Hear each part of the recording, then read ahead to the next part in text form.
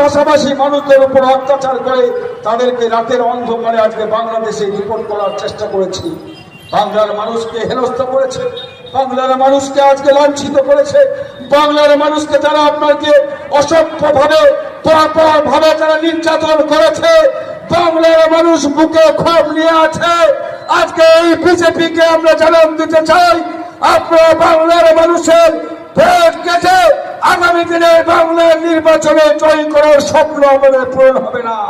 ইতিমধ্যে আপনারা আসামে এনআরসির নাম করে ইতিমধ্যে 13 থেকে 14 লক্ষ আমাদের হিন্দু বাঙালির নাম কেটেছেন। আপনারা আবার এনআরসির নাম করে ছদ্মভাবে আজকে আপনার এসআইয়ের নাম করে বাংলার আজকে কোটি কোটি লক্ষ লক্ষ মানুষের নাম কাটার চক্রান্ত করছেন। তৃণমূল কংগ্রেসের একজন সাধারণ সৈনিক হিসাবে তৃণমূল কংগ্রেসের প্রত্যেকটা জায়গায় লড়াকু সৈনিকরা আমরা বাংলার মানুষকে আশ্বস্ত করতে চাই, আপনার যে নির্বাচন কমিশন শেষ কথা বলবে না, ভারতবর্ষের সংবিধান বলবে। ফলে আমি আমার বক্তব্যকে দীর্ঘায়ী না করে এখানেই শেষ করতে চাই। শেষ করার আগে একটা কথা বলতে চাই, আপনার ভোট আপনার অধিকার, আমার ভোট আমার অধিকার, এসআইআর নয়, সংবিধান শেষ কথা বলবে। সকলকে একবার ধন্যবাদ জানিয়ে আমি আমার বক্তব্য শেষ করছি।